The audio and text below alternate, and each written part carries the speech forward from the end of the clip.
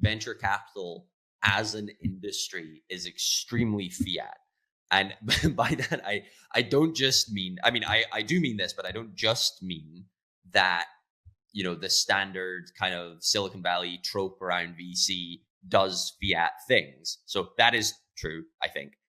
I think it's more fundamental than that, though. It's like a huge amount of it, call it 90%, say, only even exists because of fiat.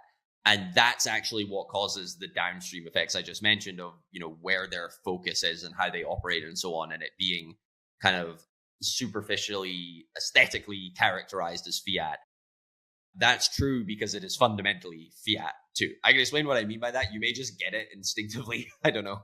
Well, I think where you're going slightly, but to name some experiences I had that summarize what I think you mean by that. So I went through a program called Entrepreneur First, and I went through another program called Antler, and they call themselves talent investors, and they've got funds behind them where they basically put 100 people in a room together for 3 months. They say at the end of these 3 months, you've got to come out with a co-founder with shared skills. I want to see a business plan that's the next Google.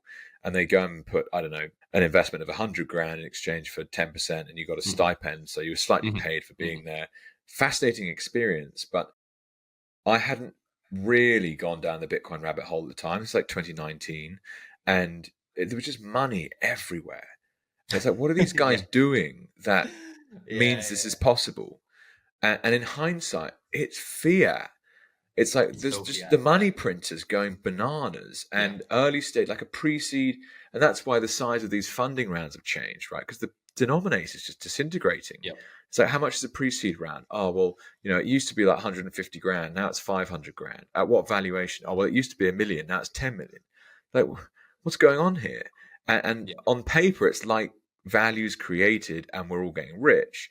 But the reality is the failure rate's extraordinarily high. It's I'd say it's nice. It's nice that you've gone through that. I mean, besides, hopefully you didn't suffer any financial losses as a result. A couple of failures, of course, but but I would very strongly suggest and feel free to obviously correct this if you think I'm wrong, or elaborate on it if you think I'm right.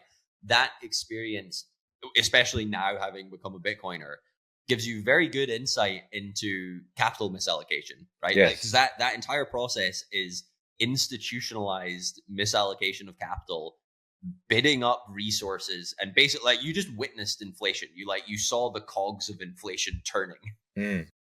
You just don't really realize. But where I think this is cool is there's an opportunity here to rewrite what venture actually means. And I think you're already walking this path with what you're doing with Axiom, but the businesses that you're putting money into are built on top of sound money. And the business itself, you might not be holding Bitcoin in the fund. I think that's great, by the way. I wouldn't, what's the point of giving a venture fund money to just hold Bitcoin? I can do that myself. But what I can't necessarily do is find and execute on great opportunities alone. And that's where it becomes interesting. But the businesses themselves, they could have Bitcoin on the balance sheet. Why not? And how does that change the return profile? Right? There is a really interesting angle there. So there's two completely different threads I can take here. I want to come back to the well, let's just tell me both of them. We'll come back to it. Yeah. But this point about discipline and capital allocation, I think, is really fascinating. So we don't, just to be clear, we don't have like a policy on this that we mandate our portfolio companies adhere to, because everybody's in a different position. But we see this as, I think, just something that comes naturally to almost all of our investments at some or other point in their, the life cycle, let's say, of their companies, just given that they, by and large, are Bitcoiners themselves. So they have some kind of intrinsic appreciation of this. The exact point I was making about our cost of capital needing to be Bitcoin, because we assume that should be the case for the LPs, that is, in fact, also the case at the level of the companies as well. And so you see this in terms of how they invest, for lack of a better way of putting it. Like the entire point of what the companies are doing, again, this is kind of like a weirdly abstract way of describing it, but given our conversation to this point, what they're doing is building tools, right? They're all in that bucket. It's kind of a weird way of talking about what they're doing, but they're taking the capital that we have allocated to them to try to build tools that will create more value in the long run than they consume in creating them, right?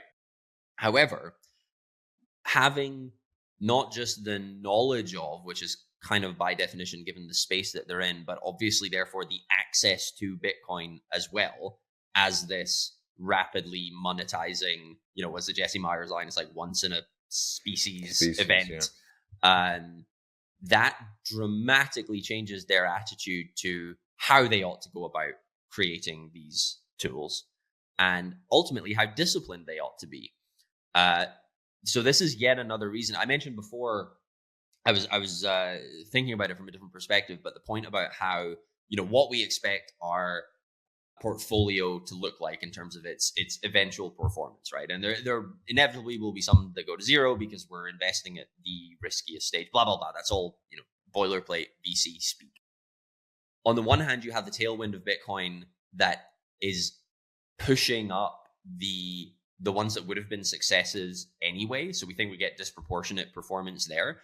But then you have this point layered on top of it again, which I think is really, really fascinating and isn't widely discussed or understood. I mean, this conversation I'm having with you is maybe only the fourth or fifth time I've ever talked about this, that the attitude of the founders themselves as to how they allocate capital within their own business gives yet another tailwind, because this tying together yet another thread, it's undoing all of the ridiculous heuristics from fiat VC, which is you just throw money at everything and you hope for the best. And if it goes up 1,000x, that's great. And if it doesn't, you just do it again with something else, because there is endless money for you to be playing with and misallocating.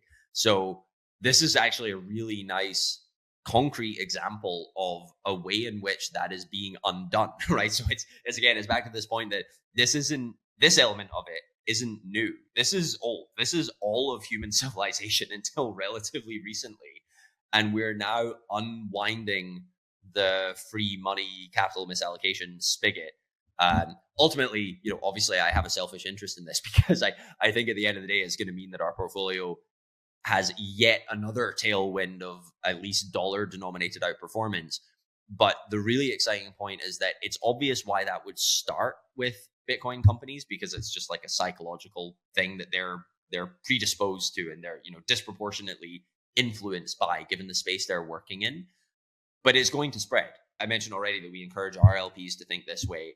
I think this is a key part of, frankly, hyper Bitcoinization, or at least early, not quite hyper Bitcoinization.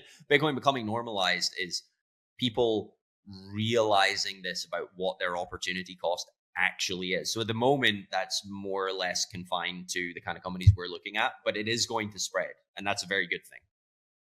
I mean, opportunity cost catches me there in terms of what we touched on before about the stock to flow of capital, and just understanding that and how key it is. Like the opportunity cost here of not owning Bitcoin is like astronomically impactful on anyone actually trying to grow capital.